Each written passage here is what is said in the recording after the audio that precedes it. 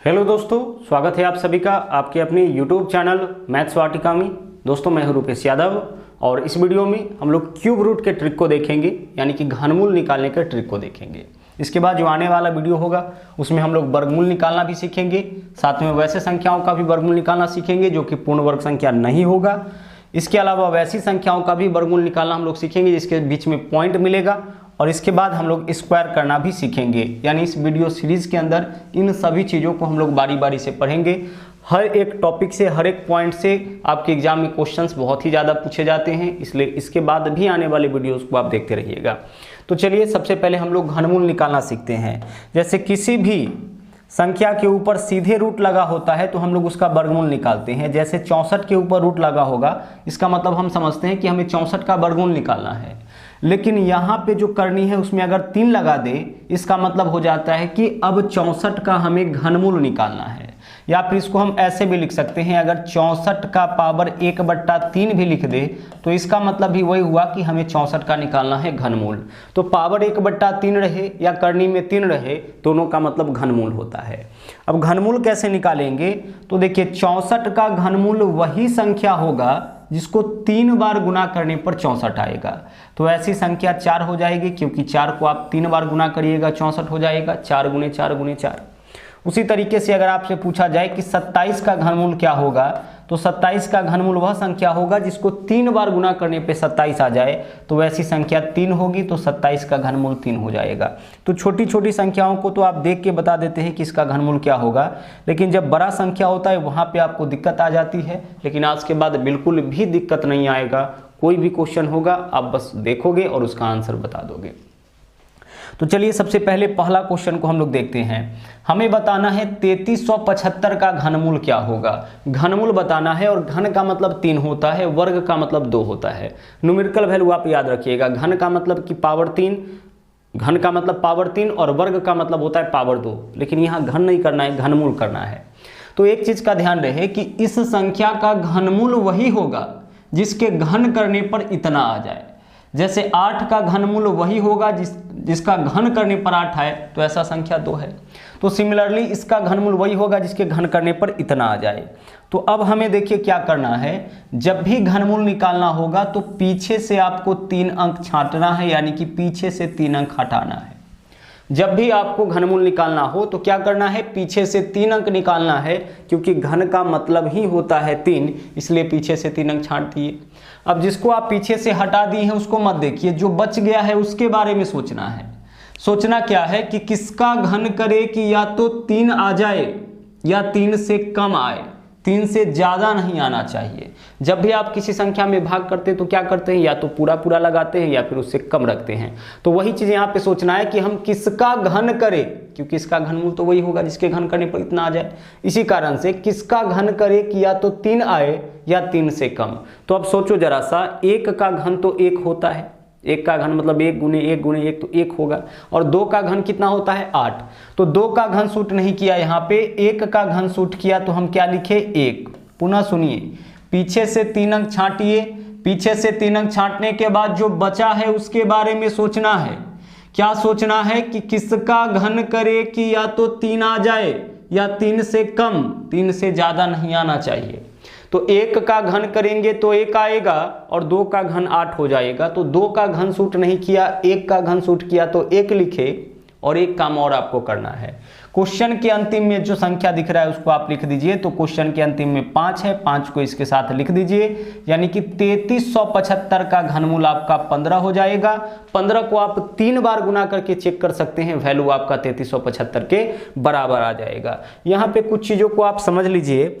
ऐसे सोल्व करने के लिए आपको कुछ चीज़ें पता होनी चाहिए जो पहले से भी आपको पता होगा। जैसे 1 का घन क्या होता है 1, 2 का घन 8, 3 का 27, 4 का घन 64, 5 का 125, 6 का 216, 7 का घन 343, 8 का 512, 9 का 729 और 10 का 1000। 1 से लेकर के 10 तक के संख्याओं का घन आपको पता होना चाहिए। 2 का घन 8, 3 का 27, 4 का 64, 5 का 125, यह पता भी होगा, और नहीं भी पता होगा तो एक बार इसको देख लीजिएगा तो पता लग जाएगा, याद हो जाएगा। अब देखिए अगला क्वेश्चन आपके सामने है, हमें बताना है इस वाले संख्या का 39304 का घनमूल क्या होगा। तो हमने तरीका भी आपको क्या बताया कि जब भी घनमूल निकालना होगा तो पीछे से 3 अंक छांटिएगा। तो हम लोग पीछे से 3 अंक छांट दिए, मतलब किसको हटा देंगे, 304 को हटा दिए। अब 304 को हटा दिए तो बचा क्या हमारे पास, 39। तो अब हमें इसी 39 के बारे में सोचना है। जब भी घनमूल निकालना होगा तो पीछे से कितना अंक छांटेंगे, 3 अंक। अब छांटने के बाद जो बचा है उसके बारे में सोचना है। क्या सोचना है कि किसका घन करे कि या तो 39 आ जाए या 39 से कम।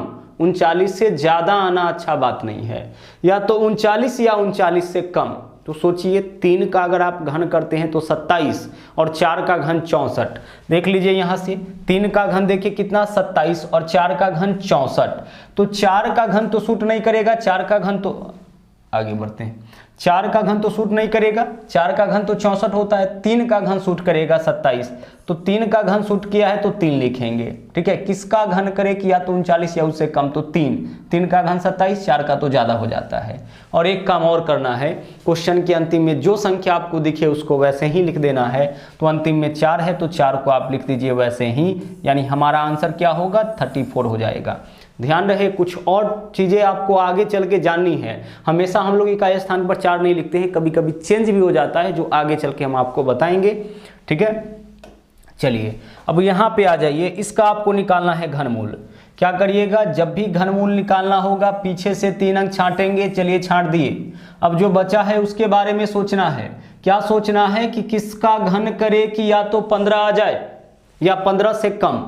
किसका घन करे कि या तो 15 या 15 से कम, 15 से ज्यादा नहीं आना चाहिए। तो 3 का घन 27, तो 3 का घन सूट नहीं किया क्योंकि 3 का घन ज्यादा हो गया। 2 का घन 8, 2 का घन सूट किया तो हम लिखेंगे 2। और क्वेश्चन के अंतिम में 5 है तो 5 लिख दीजिए, यानी इस वाले संख्या का घनमूल कितना हो जाएगा, 25 हो जाएगा। चलिए बढ़ते हैं आगे। अगला क्वेश्चन आपके सामने है, हमें इस वाले संख्या का निकालना है घनमूल। तो जब भी घनमूल निकालना होगा तो आप क्या करोगे, पीछे से 3 अंक छांटोगे। तो इसी तीनों अंक को हम छांटेंगे। अब छांटने के बाद जो बचा है उसके बारे में सोचना है। क्या सोचना है कि किसका घन करे कि या तो 226 आ जाए या 226 से कम, 226 से ज्यादा नहीं आना चाहिए। तो 4 का क्यूब 64, 5 का क्यूब 125, 6 का क्यूब 216, 7 का क्यूब 343। 7 का सूट नहीं किया, किसका सूट किया, 6 का सूट किया तो हम 6 लिखे। देखिए 6 का क्यूब 216, देख लीजिए पीछे क्यूब अगर आपको याद नहीं है तो यहाँ से देख सकते हैं। 6 का क्यूब 216, 7 का क्यूब 343। तो 7 का क्यूब ज़्यादा हो रहा है इसलिए किसका क्यूब शूट कर रहे हैं यहाँ पे, 6 का, तो हम लिखे 6। और क्वेश्चन के अंतिम में देख लीजिए 1 है तो आप 1 को सीधे नोट कर लीजिए, यानी हमारा आंसर क्या हो जाएगा, 61। इस संख्या का घनमूल अगर आप निकालोगे किसी भी मेथड से, जो भी मेथड आपको पता है, तो घनमूल आ जाएगा इसका 61। चलिए बढ़ते हैं आगे। अब हम देखते हैं इस क्वेश्चन के ऊपर, गौर से समझिएगा। यहाँ पे मेन चीज आपको समझाना है हमें। जब भी घनमूल निकालना होगा तो आप क्या करोगे, पीछे से 3 अंक छांटोगे। तो चलिए पीछे से 3 अंक छांट दिए। अब पीछे से 3 अंक छांटने के बाद जो बचा है उसके बारे में सोचना है। क्या सोचना है कि किसका घन करे, चूंकि आप घनमूल निकाल रहे हैं, है ना, इसका घनमूल वही होगा जिसके घन करने पर इतना आ जाए। तो हमें क्या सोचना है कि किसका घन करे कि या तो 79 आ जाए या 79 से कम, 79 से ज्यादा नहीं आना चाहिए।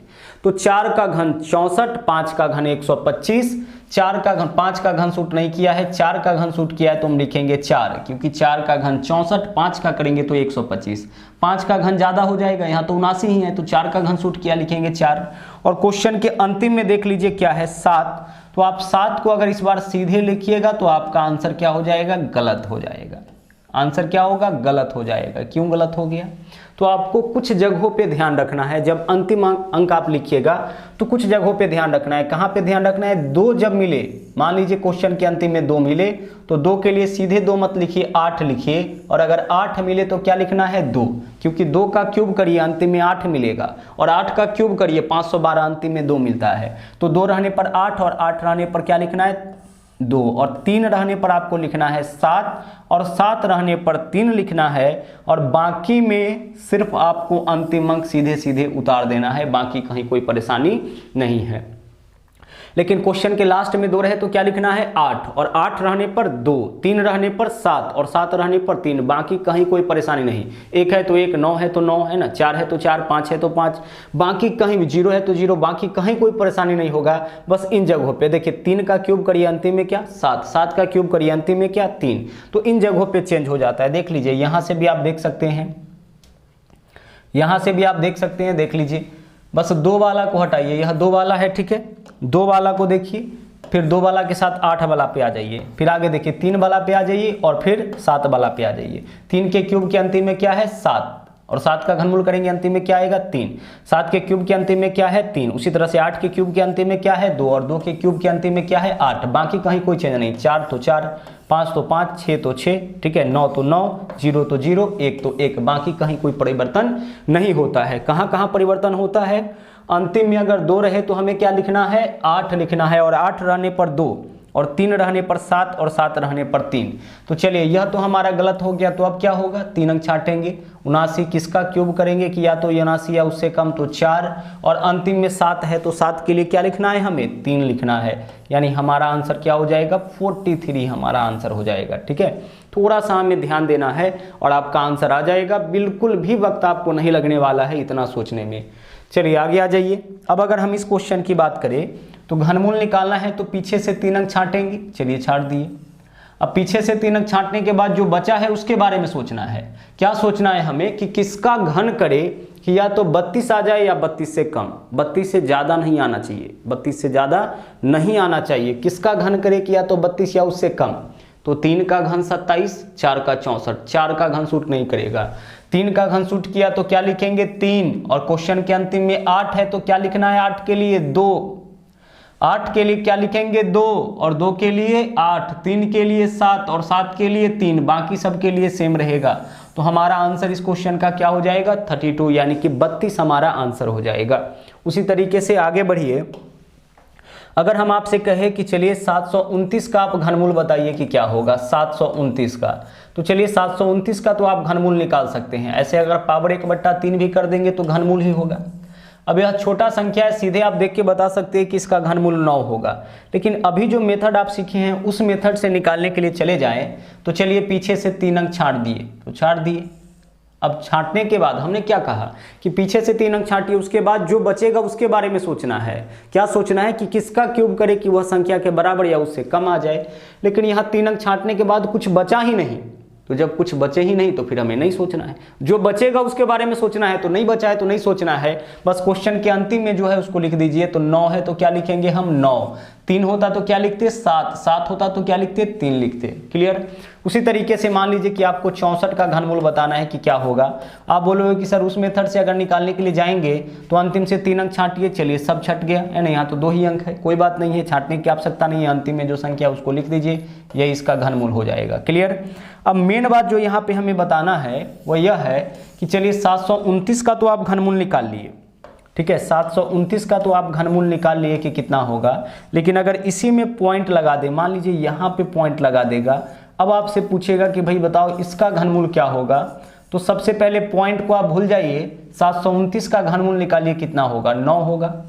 अब घनमूल में क्या होता है कि 3 अंक के बाद अगर दशमलव है ना तो घनमूल करिएगा तो 1 अंक के बाद, क्योंकि जिस संख्या को 3 बार गुना करने पर इतना आएगा इसका घनमूल तो वही होगा। तो 3 अंक के बाद दशमलव कब होगा, जब यहाँ 1 अंक के बाद देंगे तो गुना करेंगे 3 बार, तो 3 अंक के बाद अपने आप हो जाएगा। तो यही कारण है कि घनमूल में 3 के बाद 1 होता है, मतलब अगर 3 अंक के बाद है घनमूल करेंगे तो 1 अंक के बाद, अगर 6 अंक के बाद दशमलव हो घनमूल करेंगे तो 2 अंक के बाद, अगर 9 अंक के बाद दशमलव हो घनमूल करेंगे तो 3 अंक के बाद। तो ध्यान रखिएगा 3:1 का रेशियो होता है घनमूल में दशमलव का, अगर 3 अंक के बाद घनमूल करेंगे तो 1 अंक के बाद दशमलव।